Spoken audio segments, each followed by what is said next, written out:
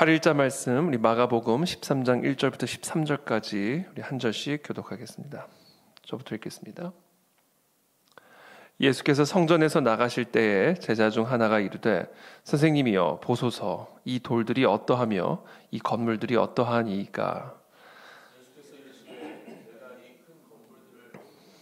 돌 하나도 돌 위에 남지 않고 다 무너뜨려지리라 하시니라.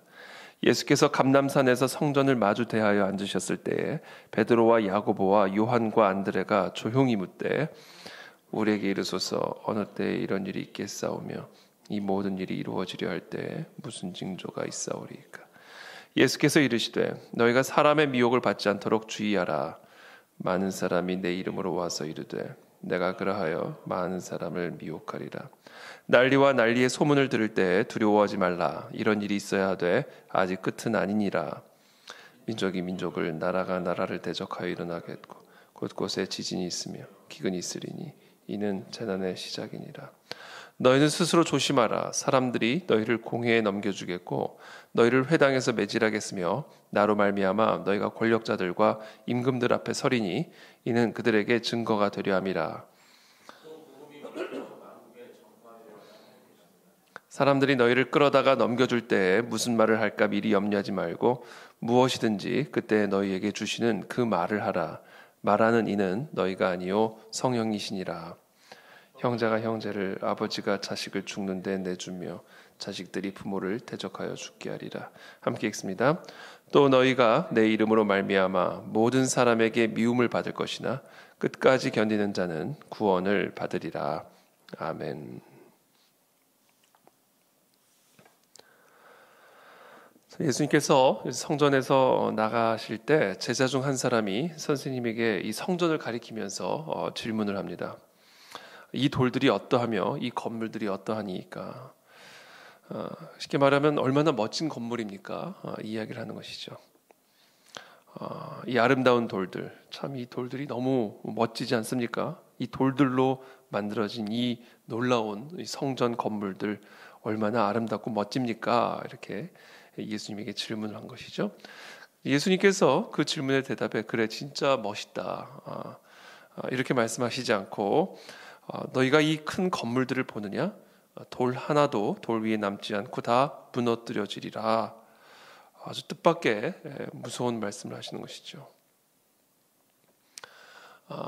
뉴욕 맨하탄에 가면 이 쌍둥이 이 빌딩이 있었죠. 월드 트레이드 센터. 뉴욕에서 가장 어떻게 보면 상징이 되는 그런 건물이었죠. 그 건물이 파괴되던 9월 11일, 2001년 9월 11일, 그 당시 제가 미국에 있었을 때인데 아침에 일어나서 뉴스를 틀었더니 전혀 사실을 모르고 뉴스를 틀었는데 완전히 미국이 뭐 난리가 난 거였어요. 근데 그때 정말 영문을 모르고 그 뉴스 보도를 보고 있는데 9.11 그 쌍둥이 빌딩이 다 무너졌다는 거예요. 비행기가 충돌을 해가지고. 그래서 반복적으로 그 장면을 보여주는데 정말 믿을 수가 없었습니다. 뉴욕의 심장부라고 말할 수 있는 그 맨하탄에 그 쌍둥이 빌딩이 정말 돌 위에 돌 하나가 남겨지지 않고 완전히 흔적도 없이 무너지는 그 모습, 그렇죠? 그것은 정말 말할 수 없는 충격이었고 어떻게 보면 좀 고통이었습니다. 왜냐하면 그것은 뉴욕의 상징이요, 미국의 상징이요, 더 나아가서 자본주의 사회에 오늘날 현대 문명의 어떻게 보면 상징과 같은 자유의 세계, 그렇죠? 자본주의의 세상, 이 세상을 상징하는 어떻게 보면 그런 건물이었는데 이제 그 건물이 무너지는 모습을 보면서 단순한 충격을 넘어 이건 정신적인 충격, 문명의 충격이었습니다. 수년 전에 남대문이 활활 불타는 모습을 바라봤을 때 우리나라 국보 제1호가 어떤 사람의 방화에 의해서 활활 불타는 모습을 봤을 때 그것을 바라보는 우리 서울 시민, 한국 사람의 이 정신적인 충격은 말할 수가 없었죠. 이 성전이 무너진다. 이거는 뭐 이스라엘 사람들에게 이건 상상할 수 없는, 정말 말 그대로 세상 끝날을 의미하는 것으로 여겨질 만큼의 이건 충격적인 사건인 것이죠. 이것은 뭐 말로 할 수 없는, 쌍둥이 빌딩이 무너지거나 남대문이 파괴되는 것과는 비교할 수 없는, 이거는 뭐 정말 엄청난 큰 충격적인 이야기인 것이죠. 예수님께서 그 아름다운 성전 건물들을 가리키며 그것을 자랑스러워하고 있는, 이것이 그들의 정신적인 어떻게 보면 반석이요, 그들의 문명의 반석이요, 그들의 신앙의 어떻게 보면 토대가 되어지는 그 자랑스럽게 여기는 그 건물들을 예수님께서 가리키시면서 돌 하나 돌 위에 남지 않고 다 무너지리라. 이 성전의 파괴를 예언하고 계신 것입니다.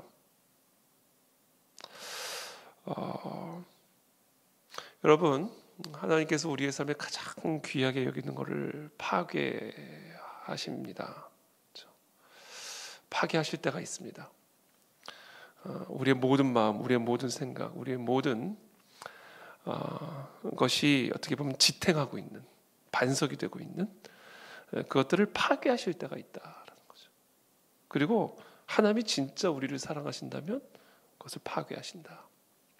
그것이 진짜 우리의 삶의 반석이라면, 그것이 정말 우리의 삶의 토대요, 그게 우리가 살아가는 이유요, 그게 우리가 살아가는 목적이요, 그것이 정말 우리의 삶의 전부라면 질투하시는 하나님은 그것을 반드시 파괴하신다. 나 외에 다른 신은 없기 때문이다라는 것이죠. 이스라엘 백성들에게 있어서 성전은 하나님 외에 다른 신이었습니다. 그것을 파괴하실 것을 예언하시죠. 그리고 실제로 70년에 디도 장군을 통해서 예루살렘 성전은 완전하게 파괴가 됩니다. 이것은 예수님께서 단순한 그 성전 건물의 파괴를 예언하고 계신 것뿐만 아니라 이 성전을 중심으로 한 구약 율법의 시스템, 구약 중심의 제사 시스템, 구약 율법 중심의 성전 시스템의 폐지와 파괴를 선언하고 계시는 겁니다. 이제는 더 이상 이 성전에서 제사를 드리는 것이 아니다. 이젠 구약 율법 중심적인 그런 제사 제도는 폐기된다. 이제 구약 중심적인 그런 구약 율법의 이 성전 중심적인 그런 제사와 예배 시스템은 이제 완전하게 폐기된다. 새로운 예배가 시작이 된다. 새로운 제사가 시작이 된다. 그러니까 이 구약 율법의 이 성전 시스템 또는 제사 시스템의 완전한 폐기를 선언하고 계시는 거예요. 이제 새로운 예배, 새로운 제사, 새로운 신앙, 새로운 믿음의 시작을 주님께서 예언하고 계시는 것이죠.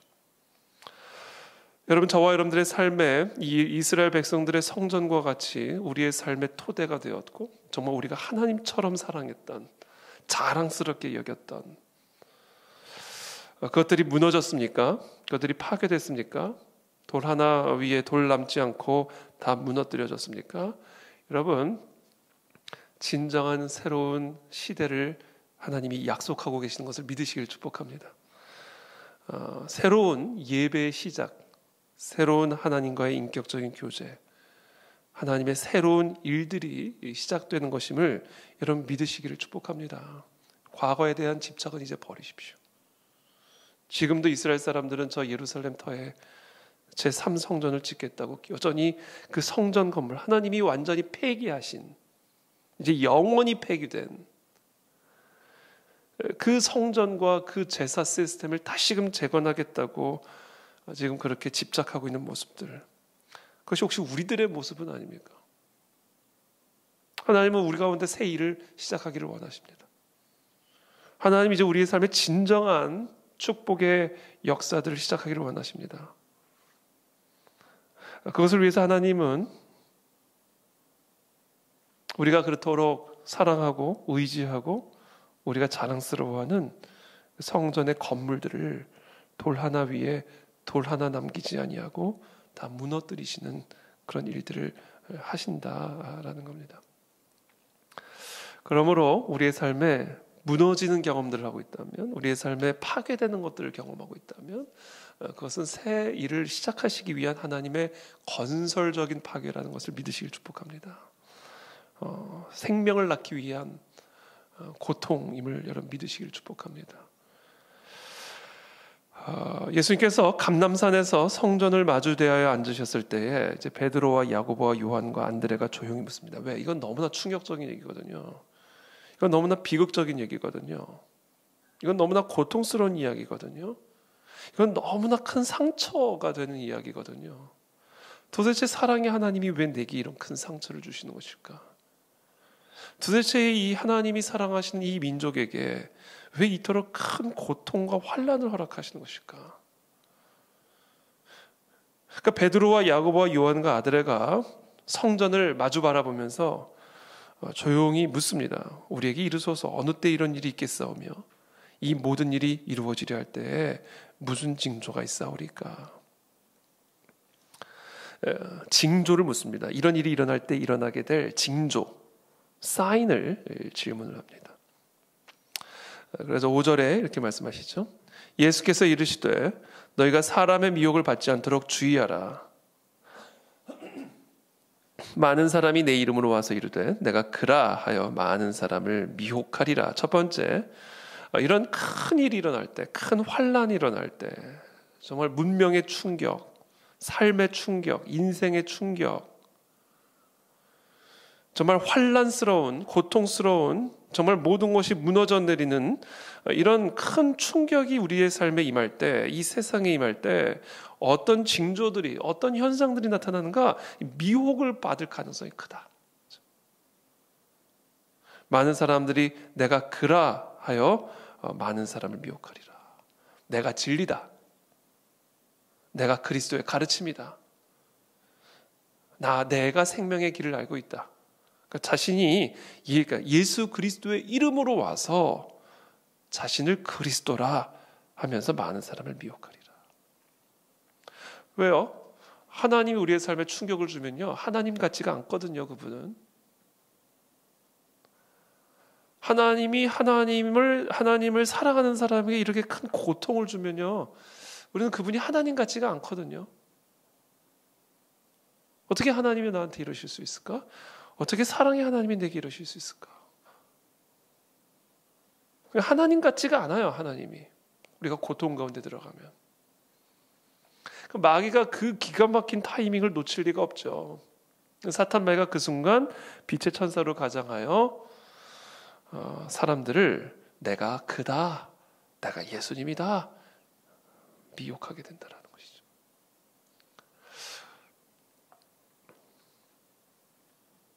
7절에 또 다른 징조들이 나타납니다. 난리와 난리의 소문을 들을 때 두려워하지 말라. 이런 일이 있어야 하되 아직 끝은 아니니라. 난리와 난리의 소문이 난다.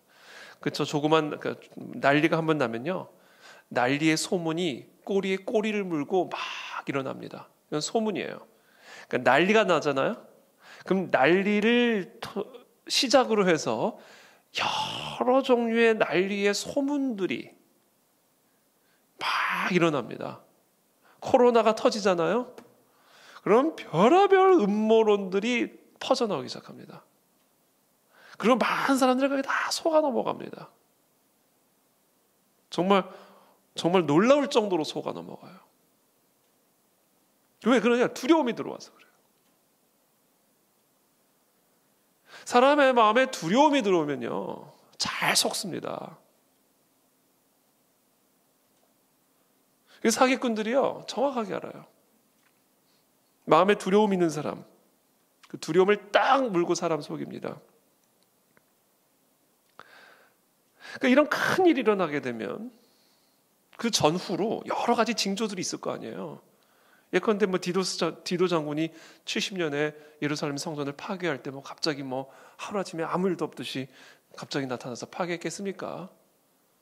그 전후로 얼마나 많은 그런 정치적인 군사적인 징조들이 있었겠어요.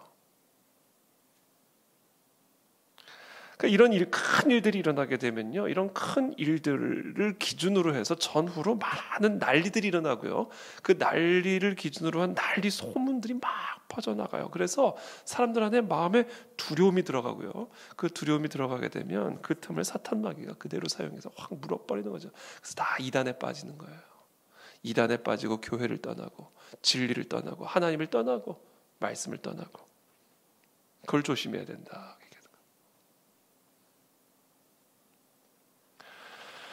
8절에 이런 일이 있어야 돼.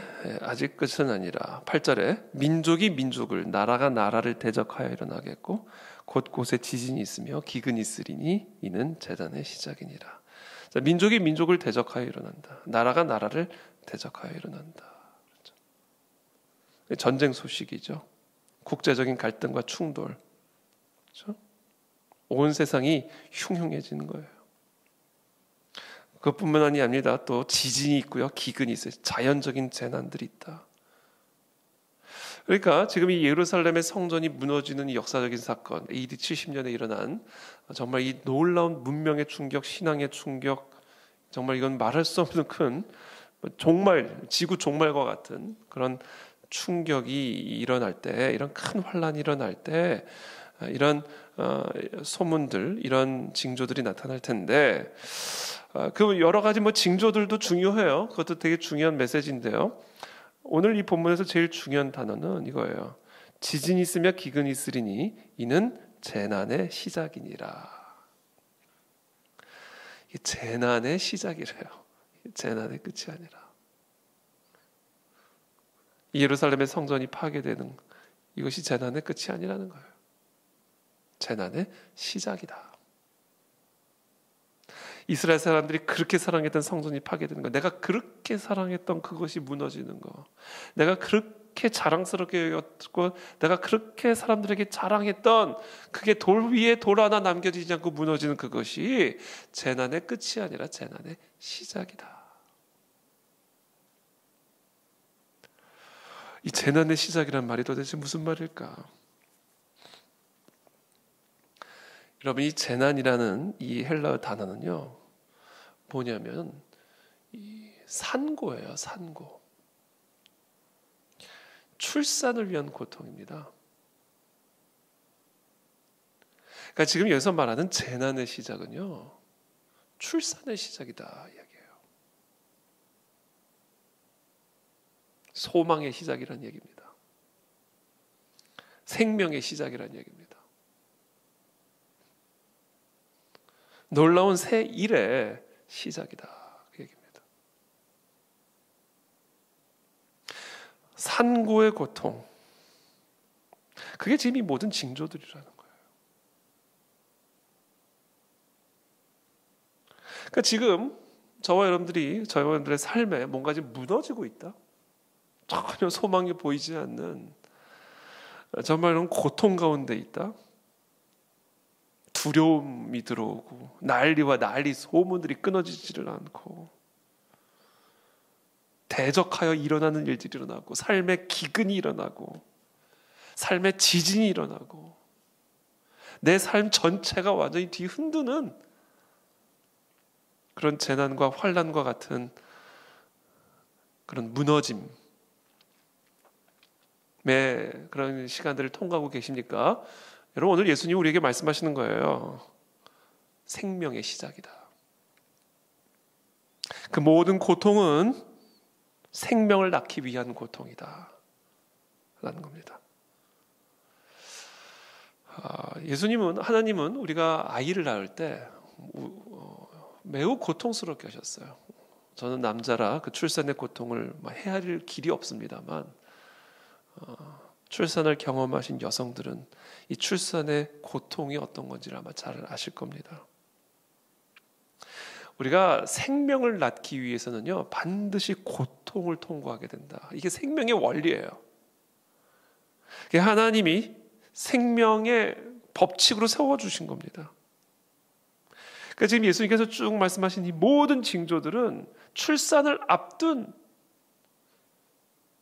산모가 겪는 그런 그 산통이에요. 왜 우리 아이 낳기 전에 징조 오잖아요. 배가 아파오잖아요. 좀 그거 얘기하시는 거예요. 지금. 생명이 가까이 왔다. 출산이 가까이 왔다. 이제 모든 것의 새로운 시작이 가까이 왔다.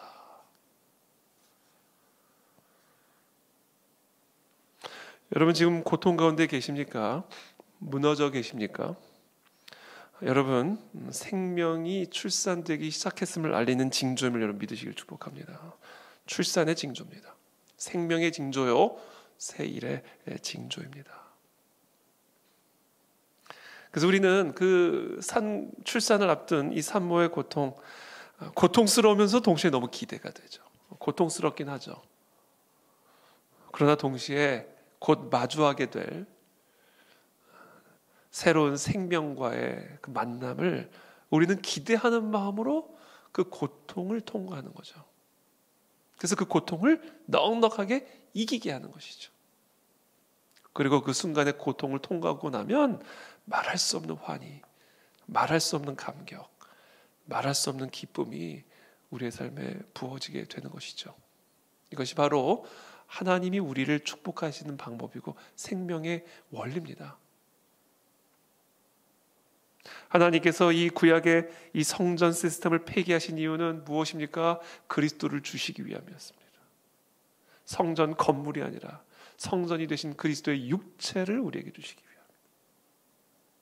하나님께서 이 모든 성전 건물을 돌 하나 위에 돌 하나 남기지 아니하시고 완전히 다 무너뜨리신 이유가 무엇입니까? 우리를 성전으로 삼기 위함이다. 나를 성전으로 삼기 위함이다. 내 안에 하나님이 거주하시기 위한 것이다. 이게 하나님이 우리에게 주고자 하셨던 생명이에요. 그 생명을 위해 성전을 파괴하시는 겁니다. 그게 하나님이십니다. 우리가 이와 같은 하나님을 안다면 두려움이 틈탈 길이 없는 것이고 그 두려움을 틈타서 사탄 마귀가 미혹의 영으로 우리를 틈탈 여지는 전혀 없는 겁니다. 너희는 스스로 조심하라 9절입니다. 사람들이 너희를 공회에 넘겨주겠고 너희를 회당에서 매질하겠으며 나로 말미암아 너희가 권력자들과 임금들 앞에 서리니 이는 그들에게 증거가 되려 함이라. 또 복음이 먼저 만국에 전파되어야 할 것이니라. 사람들이 너희를 끌어다가 넘겨줄 때 무슨 말을 할까 미리 염려하지 말고 무엇이든지 그때 너희에게 주시는 그 말을 하라. 말하는 이는 너희가 아니요 성령이시니라. 형제가 형제를 아버지가 자식을 죽는 데 내주며 자식들이 부모를 대적하여 죽게 하리라. 자, 1절부터 8절까지 제가 지금 좀 전에 말씀드린 이 재난의 시작이니라 1절부터 8절까지는 어떻게 보면 이 예루살렘 성전 파괴라는 이 역사적 사실에 대한 예언을 앞두고 일어나게 될 여러 가지 징조들을 설명하셨다고 한다면 이제 9절부터 13절은 꼭 거기에 국한된 내용이 아니라 앞으로 제자들이 당면하게 될 여러 환난과 박해들, 앞으로 우리 그리스도인들이 이 세상에서 당하게 될 여러 재난들에 대해서 말씀하고 계시는 거예요. 그러니까 이 예루살렘 성전 파괴라고 하는 이 예를 통해서 이 모든 것이 사실은 고통스러운 일이지만 그러나 이것이 결국은 산고, 무언가를 낳기 위한 생명을 위한 고통이듯이 앞으로 이것이 끝이 아니다. 이 산고의 고통은 이제 계속해서 이루어질 텐데 예수님이 다시 오시는 그날까지, 예수님이 다시 오시는 그날까지 이 마지막 때 이 세상에서 그리스도인으로서 살아가는 너희들이 앞으로 당하게 될 여러 가지 재난들, 환난들, 그것이 있다. 그러나 그것의 성격은 뭐다? 산고의 고통이다 라는 것을 이 제자들과 저희들에게 주지시켜주고 계시는 거예요. 성령 하나님이 너희 안에 거하신다. 그러므로 두려워하지 말고 성령께서 너희가 해야 할 일, 말해야 할 말 모든 것들을 다 가르쳐 주실 것이다. 아무것도 염려하거나 두려워하지 마라. 그러면서 13절에 결론적으로 이렇게 말합니다. 함께 읽겠습니다. 시작. 또 너희가 내 이름으로 말미암아 모든 사람에게 미움을 받을 것이는 끝까지 견디는 자는 구원을 받으리라. 그렇죠. 끝까지 고통을 견디는 자는, 끝까지 이 모든 시련을 견디는 자는 구원을 받으리라. 그렇습니다. 이 모든 재난은, 이 모든 환난은, 이 모든 고통은, 모든 무너짐은 생명을 얻기 위한 고통입니다. 생명으로 나아가는 길에는 고통이 있습니다. 하나님 그것을 여인의 출산을 통해서 우리에게 가르쳐 주셨고 계시해 주셨습니다. 하나님의 영적인 원리들이요, 다 자연의 질서 안에 담겨져 있습니다. 자연을 잘 들여다보십시오. 거기에 놀라운 영적인 원리들이 담겨져 있습니다. 왜냐하면 그 모든 자연 세계를 창조하신 분이 하나님이시기 때문에 이 영의 원리와 자연의 원리, 영적인 세계와 자연 세계의 원리는요, 모양은 다르지만 관통하는 일치되는 원리들이 그 안에 담겨져 있습니다.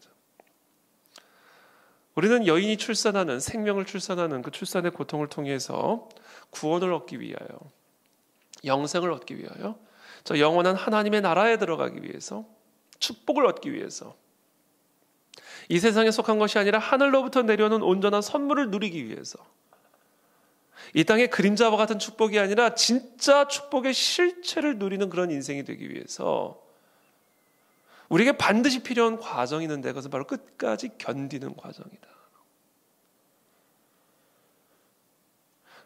그 출산의 고통을 통해서 출산이 되어지는 것이지, 출산의 고통 없는 출산은 없다.